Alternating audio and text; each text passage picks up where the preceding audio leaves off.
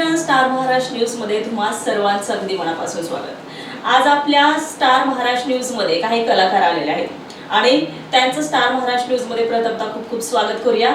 वेळातला वेळ काढून या ठिकाणी सर्व कलाकार आलेले आहेत कारण 2 वर्ष कोरोना काळ होता आणि खूप हालाकीचे दिवस होते आणि कलाकारांवरती तर उपासमारीची वेळ देखील आली होती। तर एकंदरीत आपल्या स्टुडिओमध्ये आज त्यांना आरतीसाठी बोलवले आले आहे। तर आता प्रथम आपण चंद्रकांत शेंडे अभिनेता त्यांचं प्रथम स्वागत करूया। डॉक्टर प्रचिती पुंडे अभिनेत्री त्यांचं देखील स्टार महाराष्ट्र न्यूज मध्ये खूप खूप स्वागत करूया। प्रणव पिंपळकर अभिनेता स्टार महाराष्ट्र न्यूज मध्ये त्यांचं देखील स्वागत करूया।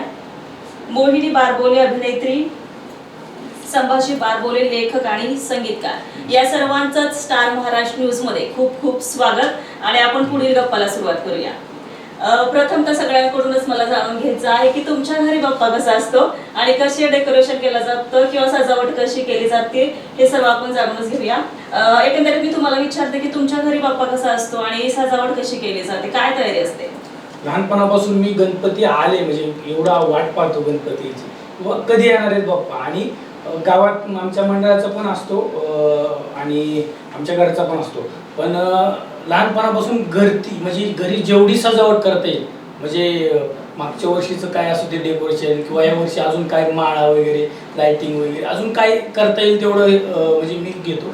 यावेळेस पुण्यातून 3 दिवस म्हणजे वेळ कसलाच नव्हता तरी पण मी गणपतीसाठी लक्ष्म्यांसाठी खास गावाकडे गेलो, आम्ही दोघंही गेलो। आणि काल परत सरांचा फोन आला की उद्या आपल्याला जायचं एक नाही का मोठी मीटिंग आहे असं, रात्रीच आम्ही निघलो आणि कशी काही सकाळी इकडेच आलो उरकून झाले। तर खूप सारे म्हणजे सजावट, रांगोळी असेल, लाइटिंग असतील किंवा डेकोरेशनचं सगळं सामान असेल ते गोळा करून माझ्या पद्धतीनेच मी सगळं लावून घेतो आणि एवढंच, बाकी काय। एकंदरीत तुम्ही संगीतकार आहात, लेखक आहात, ही संकल्पना कशी सुचली की याच गाण्यावरती आपण सॉन्ग करूया आणि टीम वर्क हे सगळ्यांनाच घेऊया, ही संकल्पना कशी सुचली? एकंदरीत कसं आहे माहिती का, मी मुळात तो ॲक्टर आहे, अभिनेता आहे, पण अभिनेत्याला म्हणजे एकतर म्हणजे एवढे कलाकाराचे वाईट दिवस आहेत की खर्चाला पण पैसे नसतात। त्यातूनच मी हळूहळू गाणी लिहायला नाही का लागलो आणि तिथून विकणे वगैरे म्युझिक स्वतः करायला लागलो आणि गाणी बनवून डायरेक्ट विकतो जातो। आम्ही पहिल्यापासून आता हे करतो, पण प्रत्येक सणाला, शिवाजी महाराजांचा असू दे, गणपतीचा असू दे, कुठले आंबेडकर जयंती असू दे, प्रत्येक जयंतीला म्हणजे प्रत्येक सणानुसार मी गाणे लिहित असतो। 1 वर्ष अगोदरच त्याची म्हणजे जर आता शिवजयंती पुढच्या वर्षी असेल तर या वर्षीच म्हणजे त्याचं लिखाण वगैरे चालू होतं आणि तिथूनच मग संकल्पना म्हणजे आता गणपती येणार आहेत तीच संकल्पना आहे की माझा गणपती येणार आहे तर त्याच्यावरती काय सुचेल, काय लिहिता येईल, वेगळं काय, लोकांचे आत्ताच मार्केटमध्ये काय त्याच्यापेक्षा आपण काय वेगळं देता येईल एवढे प्रयत्न करतो। बाकी मग दरवर्षीचा बाप्पा आणि या वर्षीचा बाप्पा काय वेगळी थीम होती का? हा, दरवर्षीचा बाप्पा म्हणजे या अगोदर मी लहानपणी वगैरे म्हणजे गावीच करायचो सगळं, एक 5, 6, 7, 8 वर्ष झाली पुण्यामध्ये येऊन। तर पुण्यामध्ये म्हणजे प्रत्येक वेळेस गावाकडे बी जाता येत नाही, पण मागचे 2 वर्ष लॉकडाऊनमध्ये मी गावीच होतो। बाप्पा तर घरीच फक्त बसवला गेला, म्हणजे तिथं कुठंच म्हणजे बाहेर नाहीच न करता आलं काय। पण या वर्षी एवढं म्हणजे सगळं दाबून होतं की बाबा आता उत्साह एवढा वाढला होता की या वर्षी तरी म्हणजे कोरोनाने म्हणजे धोका नको यायला, कोरोना नको यायला, हेच म्हणजे फक्त हे होतं। आणि या वर्षी एवढा धमाक्यात म्हणजे गणपती साजरा झाला, शिवजयंती असो, सगळेच उत्सव या वर्षीपासून साजरे झाले। त्याबद्दल म्हणजे खूप मी म्हणजे गणरायाचं प्रथम म्हणजे कुठलंही कार्य सुरुवात करताना गणरायाच्या चरणी म्हणजे गणपतीपासूनच सुरुवात होती। आमचं बी हे गाणं जवळजवळ 20 लाखापर्यंत गेलेलं, 20 लाख क्रॉस झाले, तर गणरायाच्याच म्हणजे आम्ही सुरुवातच म्हणून आणि खूप शिकायचं आता, ही सुरुवात आहे आमची। आपण मोहिनीकडे येऊया की तुमच्या घरी बाप्पा कसा असतो, काय सजावट करता तुम्ही? ऍक्च्युली मी पण ह्यावेळेस बाप्पाच्या आगमनासाठी आम्ही गावी गेलो होतो दोघेही। तर गावाकडे जो जल्लोष भेटतो लहान पोरांमध्ये, स्पेशली खूप उत्साह असतो, ते जे बघून वाटतं ना खूप काही म्हणजे खूप एन्जॉय केला आम्ही ह्यावेळेस बाप्पांच्या आगमनाचा। आणि ऑफकोर्स 2 वर्ष तर बाप्पा आलेच नव्हते, लॉकडाऊनमुळे कोरोना चालला होता। तर जे मागच्या 2 वर्षात आम्ही मिस केलं, डेकोरेशन वगैरे खूप काही गोष्टी छोट्या छोट्या झाल्या, बाहेर कुठे जाता नाही आला, पण ह्यावेळेस घरी आम्ही ते खूप धमाक्यामध्ये साजरी केला। कुठून सुरुवात केली जाते सजावटीसाठी? ऍक्च्युली आम्ही घरामध्ये सर्व लहान मुलांना घेऊन डेकोरेशन केलं. त्याच्यामुळे सगळ्यांचं घरात लहान पोरापासून ते मोठे एज, आमचे इथे भरपूर लोक आहेत, खूप मोठी फॅमिली आहे, तर सगळ्यांनी मिळून आम्ही डेकोरेशन केलं. त्यामुळे कोणा एकच नाही सांगता येणार की कुठून नेमकं स्टार्ट केलं, कारण प्रत्येक जण काहीतरी इकडे लाइटिंग लावतंय, कोणतरी इकडे काहीतरी करतंय, कोण वेगवेगळं प्रत्येकाचं काम चालू होतं. ठीक आहे, आपण आता प्रणव पिंपळकर यांच्याशी बोलूया. तुमच्या घरी बाप्पा कसा असतो, कसं डेकोरेशन असतं, कशी सजावट असते? नॉर्मल जसं सगळ्यांच्या घरी असतं तसंच असतं आमच्या घरी पण, असं काय असं वेगळं नाही आहे. बट हां, 2 वर्षानंतर लॉकडाऊनमध्ये काहीच एवढं करण्यात आलं नव्हतं, कारण सगळ्यांनाच माहिती काय परिस्थिती होती. बट ह्या वेळेस जो जल्लोष होता, म्हणजे जो घरच्यांचा जो हे असतो, काय त्याला म्हणतो, उत्साह म्हणतो, घरी जो उत्साह होता तो सगळ्यांमध्ये एवढा करायचंय भाई आता. म्हणजे ढोल पथक असो काही असो सगळे, कारण आम्ही माझे काही मित्र जे ढोल पथक मध्ये आहेत जे वाजवतात, सो त्यांना तर एवढी हे होती, म्हणजे आतुरतेने आगमन म्हणतो ना, त्यांना आतुरतेने आगमन आणि उत्साह त्यांच्यामध्ये जास्त दिसला. प्लस आमच्या मंडळाचं जे गणपती असतात तर त्यांचे जे डेकोरेशन असतं, डेकोरेशन झालं, देन ती सगळा जो माहोल असतो जेव्हा तो क्रिएट होतो, या 10 दिवसाच्या काळात जो माहोल असतो, म्हणजे तुम्ही लिटरली हे करू शकता, फील करू शकता की अरे सगळीकडे किती छान वातावरण आहे, किंवा सगळीकडे कसं चाललंय, काय चाललंय. आणि घरच्या गणपतीचं तर सगळ्यांना आपला गणपती म्हणजे खूप भारी असंच असतं. माझ्या घरी पण सेम आमचा गणपती हा भारी, सो तसंच असतं सगळीकडे. आणि हा बस त्याच्या व्यतिरिक्त काही नाही. मम्मीला किंवा वडिलांना काय करता हेल्प म्हटलं तर मग कसं असतं की बाबा घरचा मुलगा येण्याचा हे आण जा ते आण, मग इकडे आयडिया दे, हे कर ते कर सगळं. इनफॅक्ट माझी जी मम्मी आहे ती खूप डेकोरेटिव्ह आहे, क्रिएटिव्ह खूप आहे माझी मम्मी, माझ्यापेक्षाही जास्त क्रिएटिव्ह माझी मम्मी आहे. So most of the decoration मम्मीने केलेलं, बट लाइटिंग ते मी केलेलं. माझ्या बहिणींनी थोडंफार गोष्टी केलेल्या, पप्पांनी काही गोष्टी केलेल्या. सो सगळे मिळून मिळून काही ना काहीतरी करत असतात. आणि ती जी तो जो फील असतो ना, तो आपण शब्दात मांडूच नाही शकत. असा तो एक एक्सपिरियन्स म्हणते, एक्सपिरियन्स नाही बट एक उत्साह, बाकी काही नाही. म्हणजे मूर्ती सिलेक्ट करेपासून ते डेकोरेशन पर्यंत तो जो लिटरली एक प्रवास म्हणता त्याला, की तुम्ही कसे करता, काय करता. कारण मूर्ती सिलेक्ट करणं किंवा मूर्ती पाहायला जाणं त्याच्यामध्ये पण एक वेगळा आनंद असतो सगळ्यांमध्ये. सो नक्कीच. आपण आता प्रचिती मॅडमकडे जाऊया. तुम्ही खूप छान दिसताय आज. Thank you so much. तुमच्या घरी बाप्पा कसं असतो, कसं डेकोरेशन असतं, काय सजावट? या वर्षीचा बाप्पा एक तर खूप स्पेशल होता, आणि सगळ्यात महत्त्वाचं म्हणजे तुम्ही म्हटलं तुम्ही छान दिसता. माझे सगळे ट्रेडिशनल ड्रेसेस मी आता हे अल्बम सॉन्ग झाल्यानंतर घालतेय, आणि मी आणि मोहिनी तर लिटरली आम्ही असं ठरवून ड्रेसिंग करतो की येस आपल्याला गाणं एन्जॉय करायचंय. सरांमुळे इतकं छान त्यांनी लिहिलं गाणं, आणि अजितसिंह पाटील फिल्म्स अँड प्रोडक्शन्समुळे हे गाणं आपल्याला बघायला मिळते आता. तर निश्चितपणे या गाण्यामुळे आमचा बाप्पा जास्त उत्साहात झाला. म्हणजे माझ्याकडे युजली दरवर्षी एक पितळी गणपतीची मूर्ती असते. आम्ही नवीन मूर्ती आणत नाही दरवर्षी, किंवा विसर्जन पण नाही करत. गेली 10 ते 12 वर्ष तीच मूर्ती आम्ही वापरतो. आणि गौरी पण असतात माझ्या घरी, तर गौरीची पण सजावट असते, ज्याला खूप सगळ्या महिला हळदी कुंकाला येतात. म्हणजे आमच्याकडे साधारण 350 ते 400 महिला हळदी कुंकाला येतात. आणि आश्चर्याची गोष्ट म्हणजे मी तयार झाले होते आणि सगळेजण आमच्या ह्याचे प्रिंटआउट्स काढून ते घेऊन येऊन फोटोग्राफ्स काढत होते. म्हणजे या वर्षीचा बाप्पा वॉज लाईक बाप्पा मोरया रे fame for all of us. आणि अगदी छोटे छोटे मुलं, म्हणजे मला इतकं आश्चर्य वाटत होतं की ताई फोटो काढायचा आहे, ताई थांब हे मला काढू दे. म्हणजे लिटरली बाप्पाचं दर्शन कमी आणि आमचं दर्शन जास्त असं झालं. कारण मूर्ती तीच वापरतो आम्ही. गौरी असतात, गौरीची सजावट थोडी वेगळी असते दरवर्षी, इको फ्रेंडली वगैरे असते.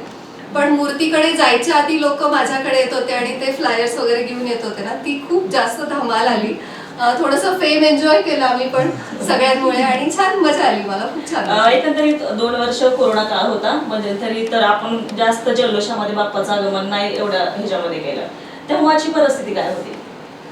2 वर्षांमध्ये तर कसं झालं माहिती का, ती मजा नव्हती म्हणायला पण असं नाही चालणार. कारण की एक साधारण 2 ते 3 महिन्यानंतर थोडंसं माइंड प्रिपेअर झालं होतं. आपल्याकडे झूमची फॅसिलिटी आहे, व्हॉट्सअप व्हिडिओ कॉलिंग आहे. सो आम्ही म्हणजे गणपती बसवणे, मग प्रत्येक गोष्ट दाखवणे. माझी स्वतःची नणंद ती ऑस्ट्रेलियात असते, तर तिच्या 2 छोट्या मुली आहेत, त्या पण खूप अगदी मला खूप कॅरेस करतात. म्हणजे सारखं त्यांचं असतं की काय सजवलंय, काय दिसतंय, हे काय ते काय. सो ते करत करत थोडासा आनंद घेता आला. ऑल्दो व्हर्च्युअली आपण जास्त आनंद नाही घेऊ शकत सजावटींचा, पण असं झालं की उलट वेळ जास्त होता कारण लोक येत जात नव्हती आणि वेळ असल्यामुळे डोकं जास्त क्रिएटिव्ह झालं होतं की काहीतरी आनंदी वातावरण ठेवायचं, आपल्याला पॉझिटिव्हली क्रिएट करायचंय. सो एके वर्षी आम्ही आंब्याच्या पानांचं आरास तयार केली होती. म्हणजे लिटरली 5-6 पोती आंब्यांची पानं आणली होती आम्ही आणि त्याची आरास आम्ही तयार केली. आणि दुसरं लॉकडाऊन जे होतं तेव्हा आम्ही गाव वर्सेस शहर, कारण करोनाचा एक संदेश पण द्यायचा होता आम्हाला. सो गाव म्हणजे लिटरली असं एका बाजूला पूर्ण गावातली नदी, ती स्वच्छ नदी आहे, इकडची नदी कशी आहे, ती खराब पाण्याची नदी आहे. त्याच्यानंतर सणवार का असतात, का आपण इंडियन कल्चर करोना काळामध्ये थोडंसं आपल्याला आंतरिक होऊन इंडियन कल्चर फॉलो करणे, पारंपरिक पद्धती, खाण्यापिण्याच्या पद्धती, राहणीमान यातले बदल. सो एक माणूस म्हणून प्रत्येकाला घडायला खूप चांगला असा तो काळ होता. आणि वर्षोली घेतली थोडी बहुत मजा, जेवढी घेता आली तेवढी. फोटोज पोस्ट करायला जास्त मजा आली. ते तर सध्या चालूच आहे. आपण चंद्रकांत सरांना विचारूया की तुमचा बाप्पा कसा असतो, डेकोरेशन कसं असतं, एकंदरीत इथला बाप्पा आणि गावाकडचा बाप्पा काहीतरी वेगळं असेलच. आता मी असताना गावाकडला आहे, पण फिल्म ह्याच्यासाठी मी आता पुण्यात असतो. म्हणजे 10 वर्ष झालं मी पुण्याकडेच आहे. पण मी ज्यावेळेस लहान होतो किंवा मी ज्यावेळेस गणपती बसवायचो त्यावेळेस गणपती मी आणायला कधी खर्च नाही केला. नाही की मी मातीचे ते गणपती बनवायचो, आम्ही पोरं गोळा व्हायचो आणि ते आम्ही गणपती बनवायचो चिखलाचा, आणि ते वळवायचा, त्याला रंग द्यायचा, त्याला वेगवेगळ्या प्रकारची सोंड करायची, कधी नाही का म्हणजे वेगवेगळ्या प्रकारचे गणपती. थोडक्यात एक छोटीशी मूर्ती म्हणजे जेणेकरून आम्हाला ठेवता येईल त्याची. आम्ही छोटंसं एक नाही गावाकडे एक असतं की लहान मुलाला लहानपणी आपण खेळ खेळायचो नाही का, डॉक्टर त्या टाईपचं एक आमचं मंडळ असायचं छोटंसं एक पोरांचं, ते त्या टाईपचं की त्याला साड्या लाव. म्हणजे पहिले डेकोरेशन आमच्याकडे काही नसायचं, पण मम्मीची साडी आणि फाटकी साडी आणायची, ते ठेवायचं लावायचं. मम्मी काय म्हणाल का, त्यासाठी ते बोचक्यातले काढणं ते नाही का, ते करून आम्ही ते डेकोरेशन करायचो. मग आमच्याकडे लाईट नसायची, लाईट नसल्यानंतर मग ते पुरा कुठून तरी असंच बॅटऱ्या वगैरे नाही का असते ते लाईटची, ते बॅटरी आणून त्याच्यावरती लाईट लावणं. बारकी छोटे छोटे साऊंड असतात, ते साऊंड ते डेरा असतो, डेरा आणि सगळं. आणि त्यावेळेस आम्हाला साऊंड सिस्टीम नव्हती आमच्याकडे. मग आम्ही काय करायचो की डेरा घ्यायचो छोटासा आणि त्याच्यामध्ये साऊंड असतो ओपन साऊंड, ते त्यात ठेवायचं, मग ते घुमायचं, मग ते भारी वाटायचं अजून नाही का. मग ते आम्ही खूप असं करून ते गणपती बसवायचो वगैरे. मग जसं करत करत मी इकडे पुण्याला आलो तसं मग घरी पण गणपती नाहीत बसवत आता. म्हणजे पहिल्यापासून मला खूप आवडच आहे ह्याची गणपती बसवायची, त्यामुळं मी स्वतःचं एक अभिनव तरुण गणेश मंडळ म्हणून एक स्वतःचं मंडळ आहे तिथं माझ्या गावाकडे. ते अजूनही चालू आहे, अजूनही करतात लोक तिथे. पण ह्या वर्षी असं झालंय की मी ह्या वर्षी गावाकडे गेलोच नाही. जसं आहे तसं इकडेच म्हणजे पुण्यातच आहे. त्या गाण्याच्या पाठीमागे की गाणं करून मला म्हणजे मी माझा गणपतीचा अख्खा जो जे आहे मी गणपती बसवल्यापासून म्हणजे आणण्यापासून ते बनवण्यापासून म्हणजे हा बी मूर्ती मी बनवूनच घेतलेली आहे. जी आता शूटला घेतलेली आहे ना मूर्ती मी बनवून घेतली, मला जशी पाहिजे तशी टक्चर. आता मला 6 फुटी मूर्ती गावली, ठीक आहे. मला त्याची दाखवायची 8 फुटी, पण ज्यावेळेस ते बॅकग्राऊंड होतं त्या बॅकग्राऊंडचा कलर मी तिथं मारून घेतला की जेणेकरून ती मूर्ती आहे ते 12 फुटी दिसावी, ठीक आहे. म्हणजे मी सगळ्या गोष्टी म्हणजे जसं की गावाकडे करायचो तसं मी इथं बनवून घेतलं. म्हणजे मी जी घराकडे जो गणपती बसवता नाही आला मला, तो मी आता ह्या सॉन्ग मध्ये बसवून मी त्याचं एक डेकोरेशन सगळ्या गोष्टी करून घेतला नाही का, स्टेज मांडून वगैरे. म्हणजे मी गावाकडे 10 ते 20 मुलात करत होतो, मी इथं कमीत कमी 1,500 लोकांमध्ये हे गणपती ह्या वर्षी बसवला. म्हणजे ह्यात माझं मोठं भाग्य आहे की मी ह्या वर्षी गावापेक्षा शहरात वेगळ्या ठिकाणी मी गणपतीचा जल्लोष करू शकलो. गणपती मला मजा कोणती वाटते की गावाकडची का इकडची? आता शहरातलं म्हटलं तर आहे ना, शहरातली मजा थोडीशी वेगळी असते नाही का, शहरामध्ये नाही एवढं काय वाटत. पण जे मी पुण्याला गावाकडलंच होते की बाबा मला गावाकडलंच आवडतं. कारण जे गावाकडे आहे ते शहरात नाहीये, जे ओपन पेस किंवा म्हणजे गाड्यांचा आवाज नाही वगैरे, म्हणजे एकदम निवांत फ्रेश वाटतं गावाकडे गेल्यानंतर असे.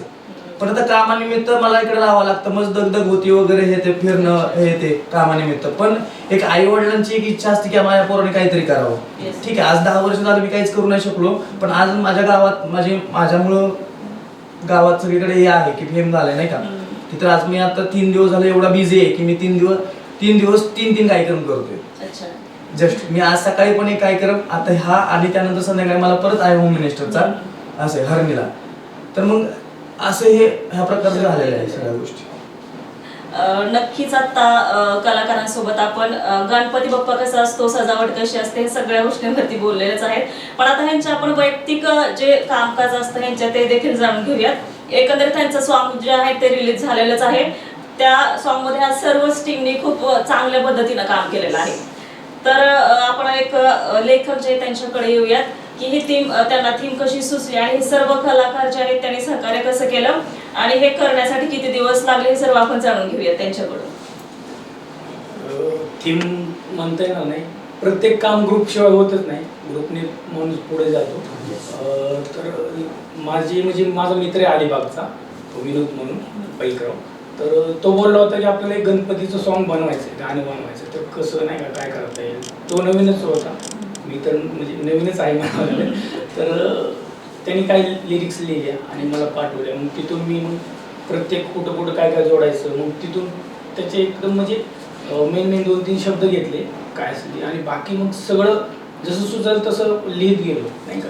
बाप्पा मोरया म्हणजे साईन लाईन पण नंतर म्हणजे सुचली शेवटपर्यंत. सॉन्ग फायनल झाल्यानंतर आधी कोणाला दाखवलं तुम्ही पहिल्यांदा? सॉन्ग फायनल झाल्यानंतर म्हणजे मी बायकोला पाठवलं होतं माझ्या प्रत्येक कसं झालंय म्हणजे खरं बोलते बायको, दुसरे कोणी म्हणते अरे चांगलं झालंय, बायको मध्ये नाही. तर त्यांची काय प्रतिक्रिया होती? नाही ती खूप म्हणजे भारीच म्हणली हे गाणं चांगल्या लोकांकडून कर आणि तिचं पहिलं म्हणजे तिचं आदर्शन देखूनच गाऊन घे हे म्हणजे तिचं म्हणजे पहिल्यापासून म्हणणं होतं. तर आम्ही माझ्या मित्रांनी गायलं होतं आकाशसाठी, शेंडे सरांना परत ऐकवलं. तिथून म्हणजे आमचं त्यावेळेस पण मागच्या लॉकडाऊनमध्ये पण शूट लावलं होतं थोडक्यात आम्ही. आकाशचाच आवाज होता त्यावेळेस, पण ते पण नाही का सक्सेस नाही झालं, काही कारण नसतं आणि लॉकडाऊन होतं त्यामुळं तर म्हणजे हेच नाही. पण विनोद माझा मित्र, परत आकाश साठे मला चांगला म्हणजे मित्र लाभला. त्याच्याकडून म्हणजे आम्ही अकलूजला त्याचा पण स्टुडिओ आहे, मग गावीच होतो आम्ही लॉकडाऊनमध्ये. स्टुडिओला जाऊन आपलं काय नाही काय करत बसायचं, आपलं काय काम तर नव्हतं करायचं काय. मग आपलं असंच लिहित मग कंपोजिशन नाही का तयार केलं. मग मी एक चाल लावली, आकाशला ऐकवली, त्यातून अजून त्यांनी काही चेंजेस सांगितले. असे करून आम्ही दोघांनी कंपोज केलं आणि हे गाणं तयार झालं आणि मग आम्ही शूट लावलं. त्याचबरोबर कोरोनामध्ये एक म्हणजे मला डायव्हर करू थोडा विषय जाताना ज्यावेळेस कोरोना आला पहिला म्हणजे कुठं चीनमध्ये सापडल्यानंतर परत मग पिंपरी चिंचवडमध्ये आल्यानंतर मग एवढं घाबरलो अक्षरशः म्हणजे आता जायचं का नाही. आता इथं माझा सगळा बिझनेस छोटा मोठा होता, हॉटेल होतं, 2-3 रिक्षा आहेत माझ्या, ते चालवायला दिल्या होत्या. आहे असं सगळं सोडलं आणि गाडीवर पण नाही, डायरेक्ट बसमध्ये म्हणजे एवढी भीती ना. मास्क वगैरे. सगळ्यात महत्वाचं म्हणजे त्याच्यात त्यांनी एक बी गोष्ट केली की त्यांनी एसटीत बसून येताना हे गाणं मी सोडलं पुन्हा हे गाणं पण आम्ही शूट केलं आणि मी म्हणजे दोघांनीच पुन्हा सोडलं होतं आम्ही. सोडलं एक लिहिलं आणि ते झालं पण. आणि दुसरी गोष्ट अशी की ते झालं मग गावी आलो मी. गावी आल्यानंतर मग हिची सारखी आठवण यायची. त्यावेळेस लग्न नव्हतं झालं मग लग्नाचं काय नक्कीच नव्हतं त्यावेळेस, म्हणजे करायचं होतच पण होईल म्हणून म्हणजे कोरोना पिरियड म्हणजे हे होईल का सर्व गोष्टी, हे सर्व गोष्टी हे नव्हतं. बाप्पाच्या आशीर्वादाने झालं ते. मग हिच्या आठवणीत मग एक गाणं लिहिलं होतं मी, आठवण तुझी आली. म्हणजे जाऊ द्या त्या कोरोनाच्या सुट्टीत एकटा मी गच्चीत, हाताला ग काम नाही सजनी आठवण तुझी आली, असं म्हणजे बोल होते त्याचे. आणि ही तर नव्हती इथं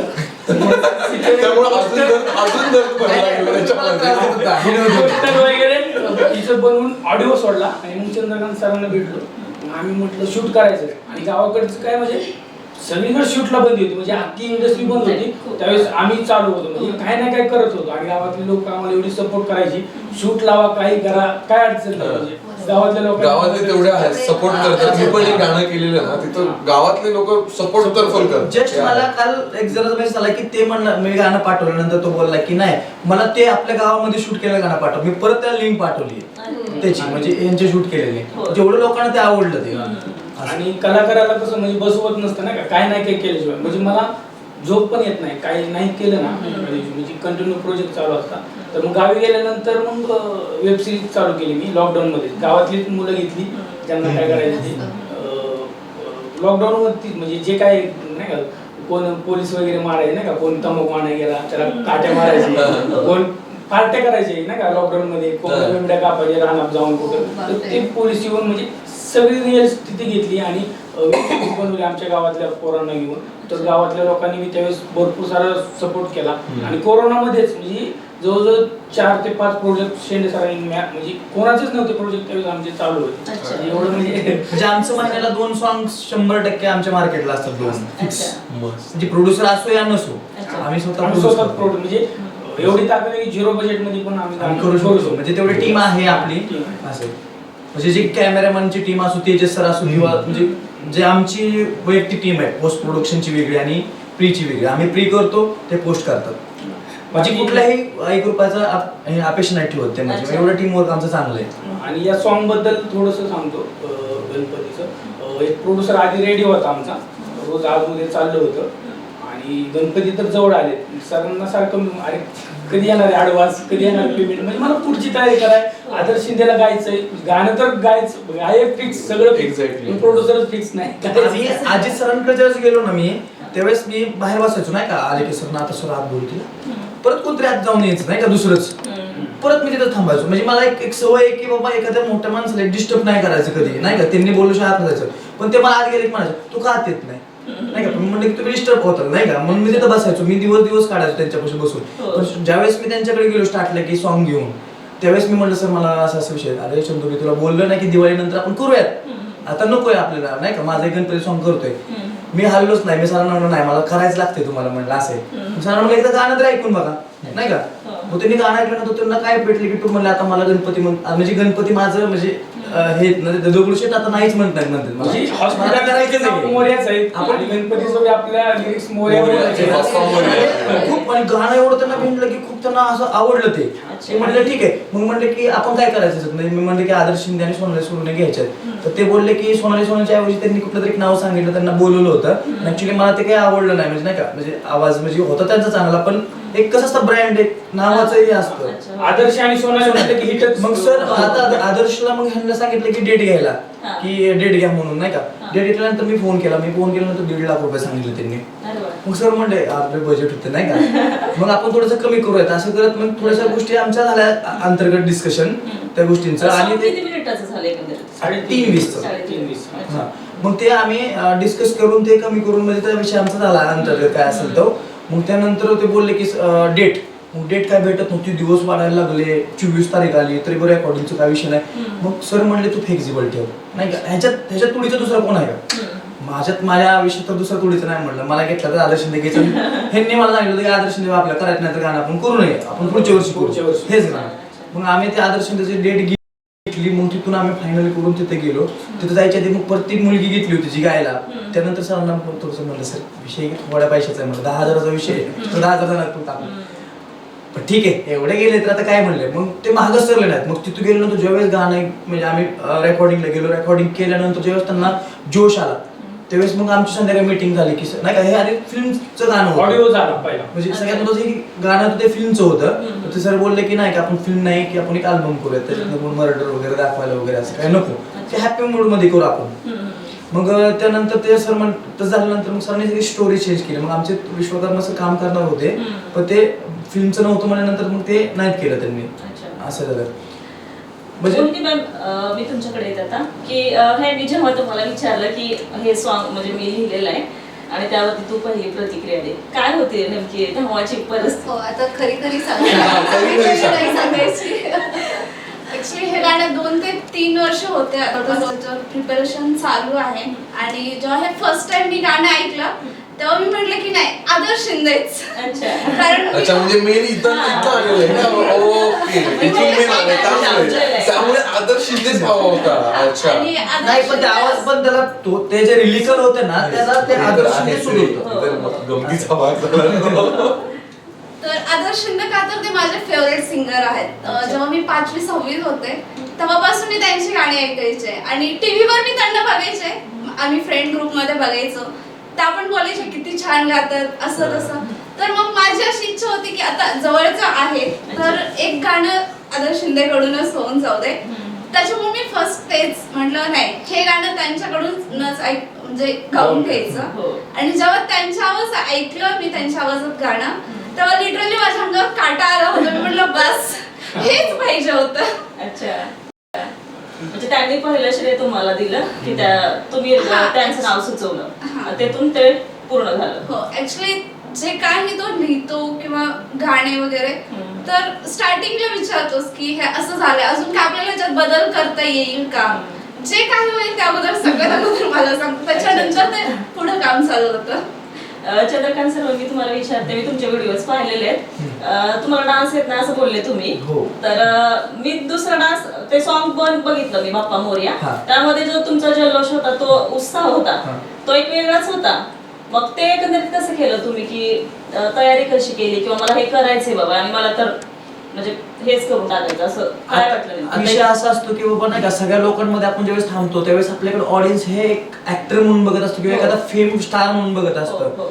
तर ते जर लोक जर आपल्याकडे बघत असतील तर त्यांच्यासाठी आपण थोडीशी मेहनत केली नाही का, आपल्यावरती ते मनोरंजन म्हणजे म्हणून बघतात आपल्याला किंवा सेलिब्रिटी म्हणून आपल्याला बघतात. तर त्यांच्यामुळे मला जास्त एनर्जी आली की बाबा नाही का कडे जे बघतात तर मी करू शकतो. आणि आमचे कोरिओग्राफर असे होते की ते मला प्रत्येक वेळेस सांगायचे करू शकतो. परत प्रणव पण म्हणला अरे काय असते एवढं म्हणला तू कर होते तुझ्याने सगळं. मग त्यांनी आणि सगळ्यांनी मला पॉझिटिव्ह केली. स्टेपच कॅन्सल केलं म्हणजे त्याच्याशिवाय म्हणजे हेच येणार नाही म्हणलं. एक तर हे म्हणायचे डान्सरला फोन लाव मला डान्सर येत नाहीत नाही का असा विषय व्हायचा. मग ते डान्सर कॅन्सल करतो डान्सर कुठून आणले म्हणजे डान्सर आले करायला लागते तुला म्हणजे ठीक आहे मी करतो आता काय म्हणजे नाही का झालं. पण झालं ते माझ्याकडून आणि केलेलं होतं असं म्हणजे मेहनत तुम्ही केली तर ते 100% जास्त हिट त्या स्टेप्स झाल्या ऍक्च्युअली. तुम्ही ऍक्टिंग क्षेत्राकडे कसं आलात, नेमकी सुरुवात कशी केली? म्हणजे मी लहानपणापासूनच एक नाही का शाळेमध्ये प्रश्न विचारला जातो की तुम्हाला तू काय बनणार आहे. मी म्हणायचं मला हिरो बनायचं नाही मला फिल्म मध्ये काम करायचंय म्हणजे मला हिरो बनायचं. म्हणजे त्यानंतर मी जवळ 10वीला गेलो 10वीतून 11वीला मी अकलूजला ऍडमिशन घेतलं. तिथं मला एक डान्स अकॅडमी म्हणून होती आणि तिथे पोस्टर लागले होते वगैरे. मग मला एक नाद होता तिथं त्यावेळेस तिथं म्हणजे आरची पण तिकडल्याच गावाची आहे ती ऑलरेडी ते आमच्या तिथंच झाले होते तिथं नाही का ऑडिशन्स ह्यालाच म्हणजे अकॅडमीलाच. म्हणजे त्यातून मग मला थोडंसं निर्माण झालं की मला ते नाही का काहीतरी प्लॅटफॉर्म गावलाय. तिथून मी चालू की बाबा तिथून पुढे मग मी 1 वर्षभर ऍक्टिंग करायचा प्रयत्न केला. पण मला असं वाटायला लागलं की नाही का ऍक्टिंग मध्ये एवढं काय नाही मला वाटत की मी ऍक्टिंग करू शकतो किंवा मला नाही असं वाटायचं ऍक्टिंग नको. म्हणून मला डिरेक्शन आवडायला लागलं. पण मी एखाद्याला ऍक्टिंग करून घेऊ शकतो जेवढी चांगली किंवा एखाद्याला गोष्ट ती प्रॉपर मांडू शकतो हे मला स्वतःला विश्वास होता. म्हणून मला एक डिरेक्टर मी पहिलंच गाणं असेल की असं नाचो आणि म्हणजे काम केलं त्याच्यामध्ये म्हणजे ह्याच्या आधी पण केलेत पण ते म्हणजे असं लव सॉन्ग केलं. पहिल्यांदाच मी डिरेक्टर न लावता पहिलं गाणं जे दुसऱ्याच्या अंडर केलं ते हे बाप्पा मोरया. आतापर्यंत किती काम माझे टोटल सगळे लव सॉन्ग मिळून येतात 32 लव सॉन्ग असतील माझे. एक आजोबाची प्रेयसी म्हणून मूवी केला होता तो पण थिएटर रिलीज आहे. असे पुढे काय करणार आहे आता पुढे मी ह्यानंतर आता माझा एक चाललाय प्लॅन की मोठा एक फिल्म करतो मी म्हणजे एक मुळशी पॅटर्न टाईपचा एक मूवी आहे 18 वर्षाच्या आतली गुन्हेगारी ह्या टाईपचा एक मी ही करतोय मूवी. तर ते लवकरच म्हणजे आता शूट चालू करणार आहे मी एक 27-28 तारखेच्या आसपास त्या महिन्यातच. असं त्याचं पूर्ण प्री वर्क झालेलं आहे. अरे वा, त्यांना पुढच्या वाटचाली शुभेच्छाच देऊया. मी मॅमकडे ते प्रचिती मॅमकडे तुम्ही डॉक्टर तुमच्या नावापुढे आहे आणि हे कलाकार क्षेत्र किंवा हे ऍक्टिंग क्षेत्र हे कसं शक्य झालं आणि कसं वेळ दिला? हो मी ऍक्च्युअल खरी डॉक्टर आहे. मी एक अनेस्थेटिस्ट आहे. KM हॉस्पिटल पुणेमधनं माझं एज्युकेशन झालेलं आहे. आणि लहानपणापासूनच मला म्हणजे मी जन्मताच डान्स वगैरे करायला लागायची भजन म्हणायची. सो मी अनेक भजन कीर्तन पारायण असे पण केलेले आहेत. आणि मी मेडिकल शिकत असताना 4 वर्ष DD सह्याद्रीमध्ये स्क्रिप्ट रायटिंग आणि अँकरिंगचं काम केलं. म्हणजे तेव्हा मी पैसे कमवून शिकले आणि आवड तर होतीच सोबत. शिवाय एक स्त्री म्हटलं की नटायची. आता हे सगळे चिडवतात मला फोटो काढतोय कोणी चिडवत नाही वाटतं आम्ही चिडवतो. आम्ही फक्त किती छान फोटो काढतो. फोटो काढते आणि काढून पण देते. सो ती आवड आहेच आहे. इनबॉर्न प्रत्येक स्त्रीला कशी नटायची याची आवड असते आणि एक स्पिरिच्युअल कल माझा नेहमीच राहिलेला आहे.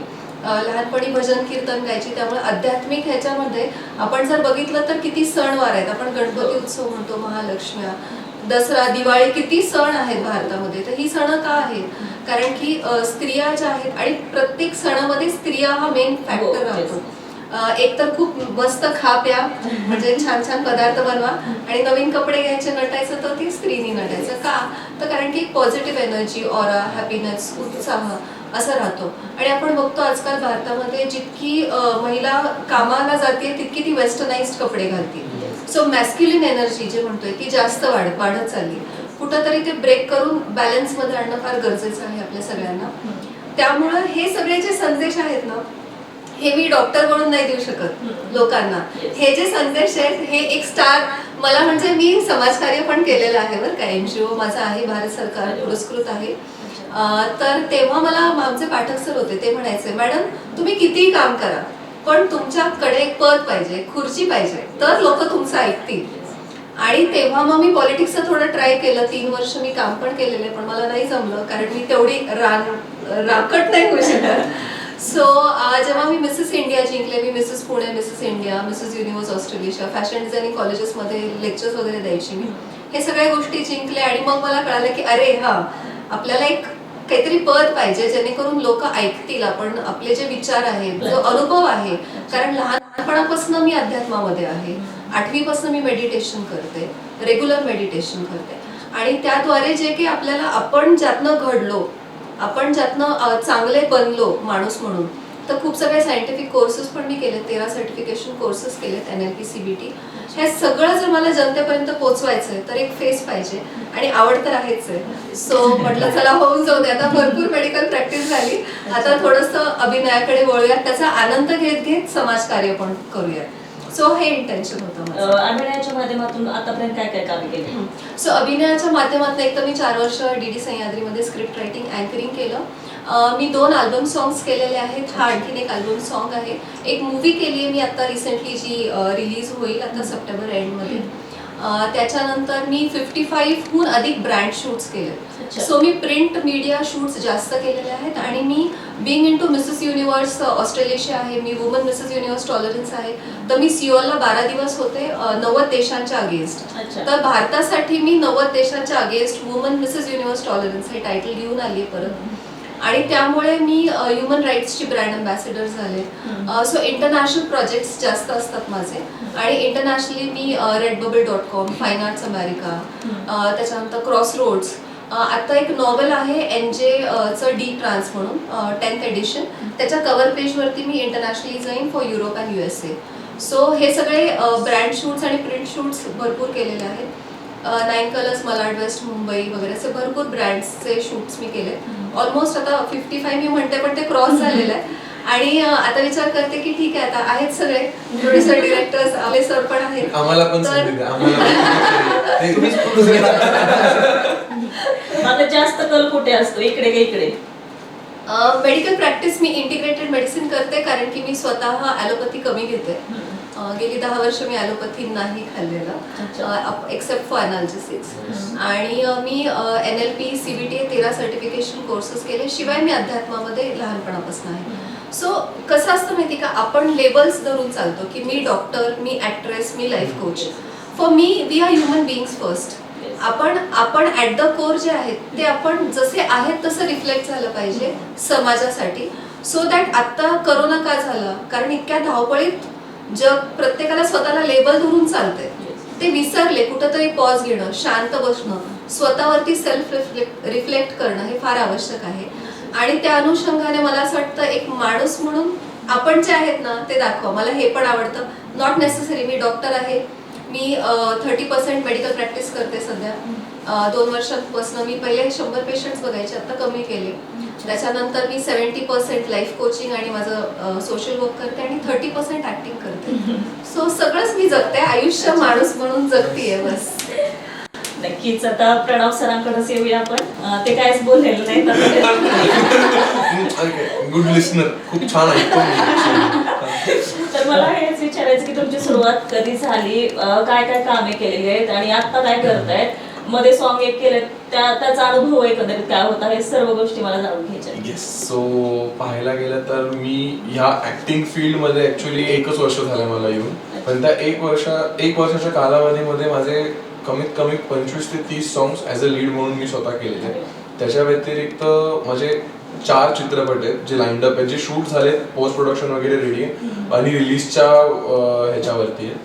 आणि ऍक्च्युली ऍक्टिंगमध्ये मला इंटरेस्ट आला जेव्हा मी 6वीत होतो. 6th स्टँडर्डमध्ये तर आपली ती मेंटॅलिटी असती ना की आपल्याला भाई कुछ भी करके फेमस होणं आहे. कॉलेजमध्ये आपल्याला पोरांनी नाव काढलं पाहिजे. Exactly yes. आणि पप्पांचं पूर्ण धार्मिक हे पूर्ण स्पिरिच्युअल, जसं मॅम म्हटलंय तसं. सो लहानपणापासून तसे संस्कार तर होतच होते माझ्यावरती. बट त्याच्या व्यतिरिक्त कसं होतं, 6वीत जेव्हा मी एक प्ले केला, ड्रामा झाला. आमची शाळा तो तेव्हा फक्त 8वी पर्यंतच होते, म्हणजे त्याच्या पुढचे वर्ग नव्हते. त्यामुळे 6वी आमचा सिनियर कोर्स, म्हणजे 6वी 7वी 8वी सिनियर बॅच. त्याच्यासाठी तर मला ॲज अ मिस्टर पांडे, मला अजून आठवतं, मिस्टर पांडे नावाचं माझं कॅरेक्टर होतं आणि सगळ्यात मोठा प्ले होता.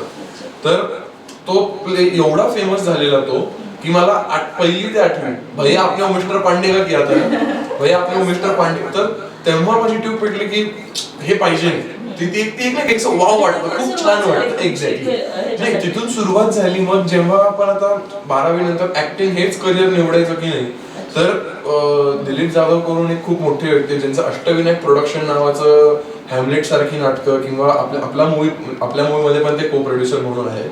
सो मी त्यांना विचारलं की सर मी करू काय ऍक्टिंग क्षेत्रात. ते म्हटले की बघ, ऍक्टिंग तुला करायची असेल तर कर, काही प्रॉब्लेम नाहीये, बट ऍक्टिंग वरती पूर्ण अवलंबून नको राहूस. म्हणजे कुठले पण ऍक्टर तुम्ही जर का आता पाहिले तर ते पूर्ण ऍक्टिंग वरती नाहीये. सगळ्यांचं काही ना काहीतरी शिक्षण झालं. कारण मी तेव्हा यंग एज, लाईक 12वी नंतर लगेच म्हटलं काय करायचं तर ऍक्टिंग मध्ये जाऊ का. तर ते म्हटले की तसं नको. सॉरी, 10वी नंतर ऍक्च्युली, 12वी पण नाही, 10वी. सो ते म्हटले की तू आता, मी ऍक्च्युली प्रशांत दामले सरांचा स्टुडंट आहे. प्रशांत दामलेंचं मी ऍक्टिंग स्कूल जी होती ना, तिथे ऍक्टिंग वगैरे केली, तिथे झालं. आणि तिथून पुढे मग मी ह्याच्यात गेलो, काय त्याला म्हणतो, 12th मध्ये जेव्हा गेलो तेव्हा मला त्यांनी सांगितलं की तू पूर्ण ऍक्टिंग कडे जाऊ नकोस, तू थोडंफार दुसरीकडे पण लक्ष केंद्रित कर. तर तिकडनं मी गेलो US ला. मी वैमानिक, म्हणजे आय एम अ पायलट. मी पायलटचं शिक्षण घेतलं. तिकडे माझ्याकडे US मध्ये मी काही स्टुडंट्सला शिकवलं, पण मला काही तिकडचं राहणीमान आवडलं नाही. त्यामुळे मी इकडे आलो. इकडे आल्यानंतर लागलं लॉकडाऊन. सो लॉकडाऊन मध्ये जेव्हा मी इकडे आल्यानंतर आमचं जस्ट बिफोर लॉकडाऊन म्हणते 2020 सुरुवात होतं ना, म्हणजे मार्चच्या आधी जानेवारी मध्ये माझं ते गाणं शूट झालं मूवीचं. सो ते एक सॉन्ग शूट झालं, म्हणजे मूवीचा एक सिक्वेन्स होता आणि त्याच्यानंतर ते सॉन्ग शूट झालं. ते सॉन्ग जेव्हा शूट झालं तेव्हा शूट साईटवरती खूप काही लोक येत असतात, प्रोड्युसर्स असतात, बाकीचे इन्व्हेस्टर्स किंवा यू कॅन से की जे डिरेक्टर्स, कास्टिंग डिरेक्टर्स वगैरे असतात तिथे. सो तिथून मग आम्ही अजून एक सॉन्ग, मला एक व्हिडिओ पॅलेस कडनं ऑफर झाली. म्हणजे व्हिडिओ पॅलेससाठी आम्ही एक सॉन्ग केलं, इश्काचं क्वारंटाईन. त्याच्यानंतर त्यांच्याकडनंच माझं अजून एक गाणं झालं, खंडेराय. मग त्याच्यानंतर मी अजून एक सॉन्ग केलं, छंद लागला, नुसता राडा. हे सगळे सॉंग्स व्हिडिओ पॅलेसला आता आहेत, तुम्ही जाऊन पाहू शकता. म्हणजे चांगलेच व्ह्यूज गेले. म्हणजे ते सगळे 9 लाख, 7 लाख, 8 लाख, एका पाठोपाठ एक घेत गेले. एक्झॅक्टली तसं झालं. आणि तसं करता करता मग वैशाली सावंत झाले, हर्षवर्धन वावरे, अजय अतुल, आदर्श शिंदे, जेवढे काही मोठे मोठे संगीतकार आहेत किंवा सिंगर्स आहेत, त्यांच्या सोबत असं काम करण्याचा योग आला. मग लोकांना असं होतं ना की अरे कोण आहे हा, कुठे ना कुठेतरी क्लिक होत असतो की कुठेतरी पाहिलाय ह्याला. नाहीतर कारण हे सारखे एवढे सॉंग्स केल्यामुळे सारखं टीव्ही वरती झळकणं किंवा म्युझिक चॅनल्स वरती सारखे हे सॉंग्स वगैरे येणं, त्यामुळे मग 2-3 सॉंग्स मुळे मला मूवी मिळाला आहे. डिशकाव नावाचा मूवी केला. त्याच्यामध्ये मग प्रथमेश परब, सुरेश विश्वकर्मा, देन संदीप पाठक, अख्खी अशी मोठी कास्ट. सो तिथून मग एक लिंक लागली. तिथून मग ओळखी वाढत गेल्या.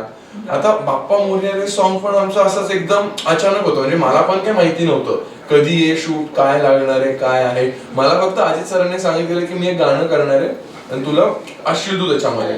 म्हटलं ठीक आहे सर, चालेल, करू, काही इश्यू नाही. त्यांनी एकदम सांगितलं, प्रणव ह्या तारखेला शूट आहे, आज ताबडतोब जा, संध्याकाळी चंद्रकांत सरांची भेट, ते तुला सांगतील, कोरिओग्राफी वगैरे सेट होईल, सगळी ऑलरेडी सगळं सेट आहे. ठीक आहे म्हटलं ऑलरेडी एवढं केलेलं त्यामुळे एक्सपिरियन्स मला बऱ्यापैकी होता. सो त्या अनुषंगाने आम्ही गेलो, म्हटलं चला जाऊन करू लगेच. आणि त्यांनी खूप सोप्या स्टेप ठेवल्या. किशोर सरांनी खूप सोप्या स्टेप ठेवल्या, जे आमचे कोरिओग्राफर आहेत किशोर दवेली, त्यांनी खूप इझी स्टेप्स ठेवल्या आणि त्या एवढ्या कॅची झाल्या स्टेप्स की आता जे सॉन्ग व्हायरल झालेले ते इनफॅक्ट रील वरती तुम्ही जर का गेलं आणि सर्च केलं तर तुम्हाला ती स्टेप दिसेल आमची. कॉमन खूप सिम्पल स्टेप ठेवली, ती खूप व्हायरल झाली. सो तसं तर म्हणजे हळूहळू मी त्या फील्डमध्ये, अशा फील्डमध्ये एंट्री केली. आणि माझी इनफॅक्ट मध्ये एक वेब सिरीज पण झाली, विक्रम गोखले त्याच्यामध्ये डिरेक्टर होते. त्यामुळे करतानाच माझं काय झालं, जेवढे काही आता इंडस्ट्रीमध्ये जे एंटरटेनमेंट इंडस्ट्री मधले जेवढे कोणी दिग्गज आहेत, माधव अभ्यंकर, विक्रम गोखले, अजय अतुल, आदर्श शिंदे, देन तुम्ही ज्यांची नावं घ्याल त्यांच्यासोबत माझं एकतर काम झालं. म्हणजे चिन्मय मांडलेकर, मोहन जोशी, मंगेश देसाई यांच्याकडनं मला तरी असं वाटतं का की मी वडिलांमुळेच आहे आणि ह्यांच्यामुळेच मी आज हो नक्की का नाही वाटणार, कारण त्यांनी एवढं काम केलेलं आहे, त्यांच्यामुळेच आता जे कोणी इथे आहेत. एक्झॅक्टली मी पूर्ण श्रेय माझ्या पप्पांना आणि आईला देतो, त्याच्यात नो डाऊट. कारण ते आहेत म्हणून आपण आहोत. म्हणजे कोणी पण जरी असेल तर ते आहेत त्यामुळे आपण आहोत. त्यांच्यामुळे आज जेवढं काही मला मिळालं, जे काही येतं त्यांच्यामुळे. म्हणजे त्यांच्या सगळेजण उलट माझ्या पप्पांकडे येतात आशीर्वाद वगैरे घ्यायला. म्हणजे तुम्हाला माहितीच असेल की पप्पांकडे वेळ नसतो आणि मी त्यांच्या पप्पा आहेत त्यामुळं काय लोक मला सारखे म्हणतात की अरे तू खूप लकी आहेस, तुझे पप्पा एवढे छान आहेत. तर ऑब्व्हियसली मी पूर्ण श्रेय त्यांनाच देणार, कारण त्यांच्याशिवाय काहीच नाहीये. आणि हा एंटरटेनमेंट इंडस्ट्रीमध्ये जरी हे झालो, आम्ही एंट्री जरी केली, सो हा पप्पांमुळेच जे काय आहे, बाकी दुसरं कोणाला श्रेय देऊ. कारण लोक तुम्हाला ओळखणार कधी की तुमचं नाव आहे, तुम्हाला हळूहळू आता तुमचं नाव होतंय. तर माझ्या मागे पप्पांचं नाव आहे, मला बॅकिंग स्ट्रॉंग आहे असं म्हणायला काही हरकत नाहीये. बिकॉज आहे, लोकांना माहिती, लोक म्हणून पण दाखवतात की अरे नाही तुझं बॅकिंग स्ट्रॉंग आहे. जरी बॅकिंग स्ट्रॉंग असलं तरी सुद्धा काही जी गोष्टी आहेत त्या मला माझ्या पाळाव्या लागतात. सारखे काय पप्पा नाही करणार माझ्यासाठी. आहे पप्पांचा एक सपोर्ट असतो की बाबा तू कर, काही झालं तू सांग बाबा कर, काही टेन्शन नाही, तू कर, तुला जे करायचं. नाही तर युजली कसं होतं, काही घरी असं असतं की नाही एंटरटेनमेंट इंडस्ट्री म्हटलं की थोडं एक हात धरून असतो की नाही खूप वाईट संगती होतात, मग लोक उगीच वाईट मार्गाला जातात. तर तसं काही नाही, मला घरनं फुल सपोर्ट आहे त्या बाबतीत मी हॅपी आहे. अच्छा, अनेक कामे आपण केलेली आहेत. आता कुठं असं वाटतं की मी यापेक्षाही वेगळं काहीतरी करावं? डेफिनेटली. आता मी आहेच किती 22 वर्षाचा मी आहे, त्यामुळे जेवढं काही आहे अजून पुढे खूप काही करायची इच्छा आहे. सो एक गोष्टी आहेत ज्या होतील आणि आता बऱ्याच मूवीज आहेत प्लॅन्ड आउट की 1-2 मूवीज करायच्या आहेत. त्याच्या व्यतिरिक्त आम्ही दर सणांवरची गाणी काढतोय. म्हणजे आता मी ऍक्च्युअली सांगत नाही पण मी एक सॉन्ग डिरेक्ट केलं होतं, गाडी पूजन. सो ते गुढीपाडव्याला रिलीज केलं आणि त्याला त्याच दिवशी 2 ते 3 लाख व्ह्यूज झालेले. सो त्याचं रिझन असं होतं कारण गाडी पूजन, आता जेवढे काही यंगस्टर्स आहेत माझ्यासारखे, मी झालो, कारण मी US मध्ये होतो, US लोकांना आपलं कल्चर पाहिजे नाही, बट त्यांच्यापर्यंत पोहोचणार कसं, आलं लक्षात. आता इकडे सगळी आपली ही यंग आहे, आपण सगळे यंग जनरेशन आहोत आणि त्यांना कसं आहे पूजापाठ म्हटलं की खूपच वेळ लागतो, हे लागतं. सो आम्ही जेवढे काही सण आहेत म्हणजे गणपती, दिवाळी, आता आमचं दिवाळीवरती पण एक सॉंगचा आम्ही प्लॅन आउट करतो की दिवाळीचे सण जे असतात ते जे 4 दिवस असतात त्यांचं महत्व काय असतं. सो तो व्हिज्युअल आहे की कुठे ना कुठेतरी आपली जे कल्चर आहे, आपली जी हे आहे काय त्याला म्हणतो संस्कृती जी आहे, तिला ह्या गाण्यांच्या माध्यमातून लोकांपर्यंत पुढे आणणे आणि जी काही यंग जनरेशन आहे त्यांच्यापर्यंत सोप्या पद्धतीने ती मांडता आली पाहिजे. म्हणजे आता आम्ही आता रिसेंटली जे आमचं सॉन्ग होतं विठू माय माऊली मधनं पण आम्ही एक संदेश दिला की डॉक्टर किती जरी ऍडव्हान्स झाले तरी तुम्ही शेवटी ते पण एका पॉइंटला येऊन त्यांना बिलीव्ह करावंच लागतं की देव हे असतात. किंवा आता खूप वादविवादचा चर्चा येतो नाही का की देव, डॉक्टर कधी बिलीव्ह करत नाही देवांमध्ये. तर ती स्टोरी आम्ही अशी मांडली आहे ना की तुम्हाला फार आवडेल ती. की तुम्ही सुरुवात अशी होती की डॉक्टर एक, म्हणजे तुम्ही खूप रिलेट करणार, डॉक्टर खूप असे हे झालेले काय त्याला म्हणतो सगळं वाईट वगैरे पाहून पिडलेले, त्यामुळे ते निघून जातात तर चालत त्यांना चालत जातात आणि ते वारीमध्ये भेटतात आणि मग त्यांचं जे पूर्ण रूपांतर आहे मग त्यांना विठ्ठलाचा साक्षात्कार होतो तेव्हा विठ्ठल त्यांना काय म्हणतो. सो अशा गोष्टी अशा पद्धतीने लोकांपर्यंत आपण एक चांगला मेसेज देतो, आपली संस्कृती जपतो आणि गाण्यांच्या माध्यमातून आपण लोकांपर्यंत लवकरात लवकर, म्हणजे आता बाप्पा मोरया रे मध्ये पण आम्ही काय दाखवलंय, जो काही जल्लोष असतो गणपतीमध्ये, म्हणजे यांचे कॉस्ट्युम्स, म्हणजे स्त्रिया जे असतात ते काय करतात, पुरुष मंडळी जी असतात ती काय करतात, पोरं जी असतात ती काय करतात, किंवा जे मंडळाचे जे प्रमुख असतात किंवा जे भटजी असतात ते कसे रमतात, म्हणजे ढोल पथकापासून लेझिम पासून आपण सगळं दाखवलं त्या गाण्यामध्ये.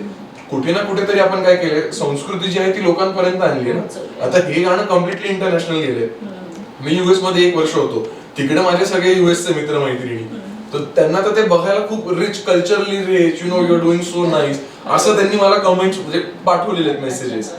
सो कुठे ना कुठेतरी मला हे की आपली जी संस्कृती आहे ती लोकांपर्यंत पोहोचली पाहिजे, बस दॅट्स इट. बाकी अजून तर आहे, आता पुढे बहुत देखील. नक्कीच आता आपण चंद्रकांत सरांकडे येऊयात की त्यांचा एक अनुभव असा जो आहे की तो त्यांना सतत लक्षात राहील आणि लाईफ मध्ये असं वाटेल की हा बाबा हा अनुभव आहे ना खूप माझ्या स्मरणात राहील. असा कोणता अनुभव आहे की तुम्हाला आता कॅमेरा समोर सांगू वाटतो? माझ्या ह्यातला एकच अनुभव असा की ती माझ्या आयुष्यातला सगळ्यात म्हणजे इमोशनल पार्ट असेल, की बाबा सगळ्यात मी जर आयुष्यात कधीच नाही रडलो, पण त्या दिवशी मी मम्मी माझी किंवा मी म्हणजे असं रडत होतो की अक्षरशः की बाबा एक पोरग आहे की माझ्यासाठी कुठलीच गोष्ट कमी नाही केली आई वडिलांनी. म्हणजे माझे आई वडील हे दुसऱ्याच्यात कामाला जात होते, म्हणजे मी ज्यावेळेस लहान होतो त्यावेळेस.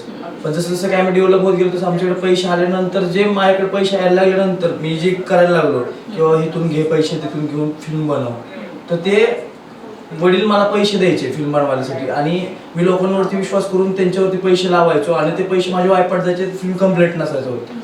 मग एक दिवस असं झालं की मी एका प्रोजेक्टसाठी एका जागेवरून 5 लाख रुपये उचलले होते आणि ते द्यायला माझ्याकडे पैसे नव्हते. 6 महिन्यात तो माणूस मला मागायला लागला पैसे की नाही माझे पैसेच दे वगैरे हे ते.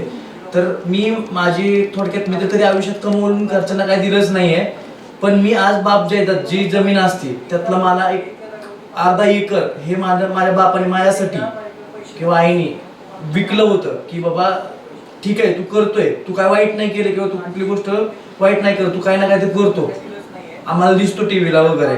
तर त्यांनी माझ्यासाठी ते अर्धा एकर विकलेलं आहे. त्यावेळेस जी मम्मी माझी रडली होती की बाबा की नाही का हे असलं तू सोडून दे नको करू हे, तो एक मला जे अर्धा एकर जे माझं विकलेलं आहे ना ते मला ज्यावेळेस रिटर्न केलं ना, म्हणून जोपर्यंत मी ते रिटर्न देत नाहीये घरच्यांना तोपर्यंत हा दिवस माझ्या आणि सगळ्यात महत्वाचा म्हणजे माझ्या आयुष्यातला सगळ्यात इमोशनल दिवस होता तो.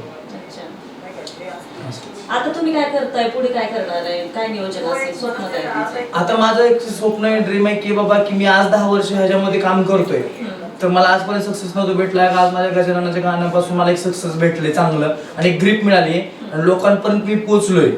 लोकांना वाटतं की आता चंदू काहीतरी करतो, म्हणजे जे लोक माझ्यापासून म्हणतात येडे पोरग वगैरे येते, पण ते आज मला फोन करून करतात की बाबा नाही का येडाच माणूस इतिहास घडवतो, ते आज मला म्हणून दाखवतात. म्हणजे मी त्यांना ओळखत होतो, म्हणजे माझा स्वभाव असा आहे पहिल्यापासून की मला एखादी शिवी जरी दिली तरी मला म्हणजे काय वाटत नाही की चल ठीक आहे मी येडाच आहे, पण मी कोणाचं ऐकत नाही. मला एक पहिल्यापासून एक म्हणजे थोडक्यात इगो म्हणलं झालं की मला ही गोष्ट करायची ना मी ती करतोच, मग ती माझ्याकडे पैसे 1 रुपया नसेल तरी चालेल. माझं हे गणपतीचं सॉंग आहे ना हे मी होणार नाही होणार माहित नव्हतं, पण मला 29 तारखेला रिलीज करायचंच होतं. मी हे बोललो पण होतो आणि सरांना बोललो होतो आणि ह्या ज्या स्टुडिओला आपण आज आलो ह्या सरांकडे पण मी प्रोड्युसर साठी आलो होतो. असे म्हणजे असं एक गोष्ट आहे की बाबा ह्यातून मी म्हणजे गणपतीलाच एक वाटलं असेल की बाबा नाही का हा एवढा पळालाय हे माझ्या स्वतः म्हणजे एक गणपतीचंच गाणं आहे, तर त्यांनी मला तिथपर्यंत घेऊन गेले. म्हणजे हे लास्ट होतं, एंड होतं की ही लास्ट प्रोड्युसर होता की ह्याने नाही लावलं तर आपल्याला कुठून तरी व्याजाने पैसे काढून हे गाणं करायचंय. पण एक ऍक्च्युली ते गेलो ते नाहीच म्हणले, नाही म्हणल्यानंतर मला जास्त टेन्शन आलं की आईला नाही म्हणलं तर काय करायचं. पण ऍक्च्युली ते ना गाणं ऐकल्यानंतर त्यांना आवडल्यानंतर ते हो बोलल्यानंतर मला थोडा हॅपीनेस झाला. त्यानंतर आम्ही रेकॉर्डिंग करून आल्यानंतर बी सर बोलले की पाऊस चालू आहे चंदू बघ होईल का. सर म्हणलं बिंदास माझ्यावरती विश्वास ठेवा, मी एकटा म्हणलं तरी सगळ्या गोष्टी हँडल करू शकतो, पण तुम्ही माझ्यावरती विश्वास ठेवा.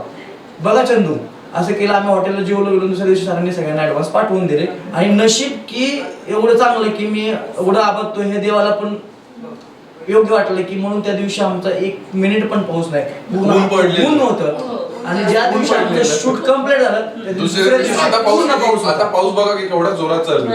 दुसऱ्या दिवशी पाऊस झाला किती आमचं बघा 6 दिवस झाले गाणं येऊन, 6 दिवस म्हणजे आम्ही शूट करून 8 दिवस झाले गाणं येऊन 6 दिवस म्हणजे झाले. 3 दिवसापूर्वी जर आम्हाला असं. पेमेंट पाठवलं होतं सरांनी आणि 3 दिवसात आम्ही समज किती पडलोय आम्हाला माहिती की बाबा आम्ही ह्यांची मीटिंग होती एक कुठली आपण मीटिंग केली होती, लाईव्ह मीटिंग केली होती एक. मीटिंग केलेली तर त्या मीटिंग मध्ये पण मी शॉपिंग करताना बोलत होतो त्या मीटिंगला पण असं म्हणजे एवढं आम्ही ते पंथी आणलं पण मी नाही तुला थँक्यू म्हटलं होतं हो meeting मध्ये. तेच ना. मग ते घेतले सगळं साराजम वगैरे गोळा केला, पताके घेतले सगळं म्हणजे आर्ट बीट सगळं म्हणजे ते मॅनेज केलं आम्ही 3 दिवसामध्ये सगळ्या गोष्टी. मी आदल्या दिवशी शूटिंगच्या 3 वाजता झोपलो असेल, 4:30ला परत उठलो. 4:30ला मला कळलं की फुलंच नाहीत सेटवरती. मग परत मी राहुल माझा मित्र त्याला फोन केला, अरे म्हणलं तू आता जा गोलटिकडे मार्केटला आणि तिथून फुलं घेऊन ये. संभा सरांना म्हणलं पैसे पाठवा, संभा सरांनी त्याला पैसे पाठवून त्याने आणले. मग ते जे फुलाचा जो सीन दिसतो ना एकदम भारी त्यातला क्रिएटिव्ह ते त्यामुळे झाला की माझ्या लक्षात आलं. आणि कॅमेरावाल्याने पण मला खूप म्हणजे असं हे केलं की कोड्यात पाडलं होतं की ते एक जण म्हणायचं की मी आलोय, तो बोलायचं नाही का दुसरा आलाय तिसरा आलाय. मला वाटत होतं की कॅमेरा येईल का नाही सेटवरती त्या टाइमपर्यंत, पण जोपर्यंत येत नव्हतं पण धाकधूक व्हायचे. कॅमेरा आल्यानंतर मग मी शांत झालो. मग तिथून पुढे मला ऍक्टिंग पण करायची होती असे. मग ते सगळं मॅनेजमेंट करून ते झालं व्यवस्थित सगळ्या गोष्टी म्हणजे गणरायाच्या कृपेने. आणि ज्या दिवशी आम्ही संध्याकाळी सरांना म्हटलं की आज गाणं शूट झालंय, एवढे कंटाळले होते सगळे की म्हणजे सगळे म्हणायचे नाना झोपू दे यार, माझा शब्द पाळायला लागतो तुम्हाला, आज एडिट करायचं आणि निवांत तुम्ही उद्या झोपायचं. मी त्यांना घेऊन गेलो 12 वाजल्यापासून आम्ही 12ला पोहोचलो सासवडमध्ये स्टुडिओला. तिथं सगळ्यांना बोलून म्हणजे आम्ही एडिटला बसलो, 4 वाजेपर्यंत एडिट केलं, पूर्ण लाईनअप लावून घेतलं आणि किशोर सरांना सकाळी 8 वाजता पाठवून दिलं झोपून थोडंसं. सकाळी किशोर सर घरी गेल्यानंतर आम्ही जे क्लोज वगैरे हे ते जोडून आम्ही संध्याकाळी रेडी करून गाणं ठेवलं होतं. म्हणजे कॅमेरा समोर जे तुम्ही बघता ते पाठीमागे तेवढं इझी नसतं. इझी नसतं. तुम्हाला गंमत सांगू काय? म्हणजे त्यात लोकांना वाटतं की याला हिरो दिसतो नाही का, हिरो येते नाही का, पण ते त्या हिरोला एक माणूस जो मागचा असतो काम करणार, डिरेक्टर असो किंवा प्रोडक्शन वाला असतो, त्याला तिथपर्यंत त्या गोष्टी पुरवणं, त्याला सजावट करणारा मेकअप मॅन, ते खरं त्यांचं श्रेय आहे हे सगळं. ड्रेसेसला पण दिसतं कोण ते पुढते म्हणजे त्यांचं खूप कमी असतं म्हणजे हे फक्त ऍक्टिंग करायची असते, पण जे सजावट आणि ज्या गोष्टी असतात डेफिनेटली कॉस्ट्युम वाला ह्यांचं सगळ्यांचं जे नियोजन असतं ना ते खूप हार्डली असतं. पाठीमागचं जे असतं त्याला वेळ खूप इम्पॉर्टंट असतो. तेवढ्या वेळात ते मेकअप घेऊन त्याला सेटवरती रेडी करणं, तिथून पुढे कोरिओग्राफर त्याची कोरिओग्राफी करणं, त्याच्यात मी मानतो किशोर सरांना. आणि सगळ्यात महत्वाचं की DOP आमचे जे तेजस सर आहेत, म्हणजे ते MIT ला त्यांचं कॉलेजला शिक्षण झालेलं आहे ऑलरेडी, म्हणजे त्यांना तिथला एवढा प्रॉपर अनुभव होता की कॅमेरा कसा हँडल करायचा. आणि त्यांना मी म्हणजे पहिलेच बोललो होतो की बाबा त्यांना तर आदल्या दिवशी पण स्टोरी माहित नव्हती की काय गाण्याची, पण त्यांनी आल्यानंतर एकदम कॅची केलं पटकीरने की बाबा असं आहे. त्यांनी ते एक दिवसात गाणं उडवलं. म्हणजे 8 वाजता आमचं शूट चालू झालं, 6ला तर आम्ही फ्री होतो. म्हणजे हे शूट कोणीच म्हणून नाही शकत एका दिवसात होऊ शकतं. याला आपल्याला कधी केलं तर 2 दिवस लागतात. पण आम्ही अशी आयडिया केली की 2 कॅमेरे यूज केले. एक जिमीसाठी जिमीवनी काढायचा, परत ट्रायपॉडला ठेवायचा, परत ट्रायपॉडचा जिमीवर ठेवायचा. ह्यात वेळ जाण्यापेक्षा एक जिमीलाच लावून ठेवला होता की पटापट शॉट उडवून घ्यायचे. एका क्लोजला लावून ठेवला होता कॅमेरा, ते आमचं पटकीने शूट उडवून गेलं सगळं. तरी मोहिनी मॅम मी तुमच्याकडे येते की सेटवर काय धमाल असते, मस्ती असते, मजा येते का? ऍक्च्युली जर ऑनस्क्रीन बघितलं तर सेटवर आम्ही खूप एन्जॉय करतो, मनापासून एन्जॉय करतो. पण जेवढा आम्ही ऑनस्क्रीन एन्जॉय करतो त्याच्यापेक्षा ऑफस्क्रीनला खूप मेहनत करायला लागतं. आणि जेव्हा मला कळलं की आम्ही दोघे लीडला आहे, ऍक्च्युली मी तिथं स्टेज जेव्हा गेले तेव्हाच कळलं की आम्ही दोघी लीड करतोय एकदम ऑन द स्पॉट. तेव्हा म्हणजे काय करायचं आता, कारण आम्ही पर्सनली अगोदर एकमेकींना भेटलो पण नव्हतो. तिथं आमची फर्स्ट मीटिंग झाली, तेव्हा म्हटलं बघू आता थोडा वेळ ट्राय केला आणि त्याच्यानंतर खूप छान आमचं जुळलं. आणि जे त्यातून आउटपुट आहे ते तर आता सगळ्यांच्या समोर आहे. मला असं वाटतं ते आपल्या दोघींची इतकी छान बॉन्डिंग झाली आपोआप, म्हणजे ओळख नव्हती काही नव्हतं आणि अचानक काही गोष्ी कळाल्या, पण इतकं पटकन सामावून गेलो की आम्हीच ती कोरिओग्राफी केली की तू माझा हात धर, मी तुझा हात धरते, तू माझ्या डोळ्यात बघ. मग मी म्हटलं ठीक आहे मी रडते तू ताट घे. इतकी मजा आली तिथे तेव्हा. आम्ही आमचंच केलं की तू हे घे मी हे घेते, तू असं कर तसं करते. आम्ही आमचं दोघींचं एकमेकींचं जुळून घेतो. आणि सगळ्यात महत्वाचं म्हणजे असा विषय झाला की आमचं जे पथक होतं ना, म्हणजे मल्हार पथक ते आज चिखलीतलं, ते एवढं जोश मध्ये वाजत होते की आम्ही म्युझिक बंद केलं आमच्या गाण्याचं आणि त्यांच्या तालावरती आम्ही कमीत कमी अर्धा ते पाऊण तास नाचत होतो. जे लास्टचा तुम्हाला जो मुवमेंट सीन बघायला भेटतो का नाही ते म्हणजे त्या पथकाचं कौतुक करायचं त्याच्यावरती आम्ही ते कसं? नाचत होतो आणि ते आम्ही त्या गाण्यामध्ये टाकलेलं आहे. पथकाचं कौतुक करायचं झालं ना तर कसं सांगता येईल तुम्हाला, म्हणजे सकाळी 6ला आमचा कॉल टाइम होता, सकाळी 6ला ते आले. त्यांची जी काही हे असतात रिच्युअल्स म्हणता येईल किंवा त्यांच्या जे वाचण्याच्या आधी जे काही केलं ते सगळं त्यांनी केलं. तिथून जे शूट चालू झालं मध्ये एक 10 मिनिटाचा का 15 लाईक जो लंचचा ब्रेक असतो तो ब्रेक किंवा परत त्यांचं चालू झालं. आमचं शूट बॅकअप झाल्यानंतर सुद्धा ते थांबले होते का तर वाजवून फक्त नाचायचे. म्हणजे त्यांची जी एनर्जी होती, कारण ढोल बांधून अंगावर घेऊन, आणि असं पण नाही की फक्त पुरुष आणि स्त्री म्हणजे दोन्ही होते. महिला मंडळ पण म्हणजे यंग गर्ल्स, पोरं पण होती, पोरी पण 70% मुली होत्या, 30% मुलं होती त्यामध्ये. पण ती जी त्यांची जी एनर्जी होती ना, त्या एनर्जीला मॅच करून मग आम्हाला पण जोश येत होता कसं करायचं काय करायचं. मग आम्ही पण फुल जोश मध्ये अशा तो म्हणजे ऑनसेट तशी खूप मजा आलेली. त्यामुळे मी मल्हार पथकाचं एवढं आभारी आहे ना की त्यांनी खूप म्हणजे लय मेहनत केली आमच्यासाठी की बाबा सकाळपासून संध्याकाळपर्यंत बाबा हे झालं. त्यांच्यातल्या एका मुलाला चक्कर पण आलती, त्यांनी ते सांभाळून घेतलं, पटकीने त्याला बाजूला घेऊन ते हे करून बाकीचे नाचत होते सगळे, म्हणजे ढोल वाजवत होते. तेवढ्या जोशनी जो सकाळचा जोश होता तो संध्याकाळी पण तोच होता.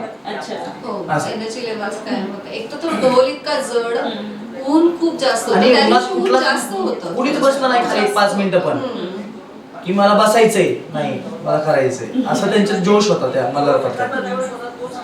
संभाजी सरांना मी विचारते की आज स्टार महाराष्ट्र न्यूज कार्यालयामध्ये तुम्हाला सगळ्यांना बोलवण्यात आलं, एकंदरीत काय वाटतं तुम्हाला?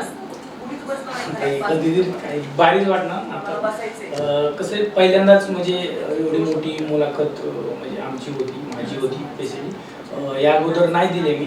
आणि कसं आहे, छोट्या छोट्या गोष्टीला मला तर म्हणजे नकोच वाटत नाही, कारण मुलाखत वगैरे त्या नकोच वाटतं. पण आज स्टार महाराष्ट्र न्यूजनी संधी दिली त्याबद्दल त्यांचं खूप धन्यवाद, आभारी आहे मी त्यांचा. आणि बाकी सगळी टीम आहे ती सोबतच आम्ही सर्वजण काम करू, पुढे जाऊ आणि सतत तुमच्या स्टुडिओवर येत राहू. सतत तुम्ही आम्हाला बोलवत राहा.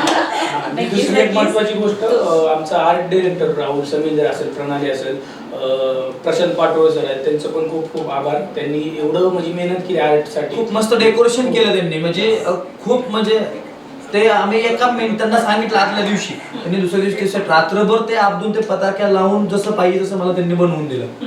असं त्यांचं पण खूप सारे आभार.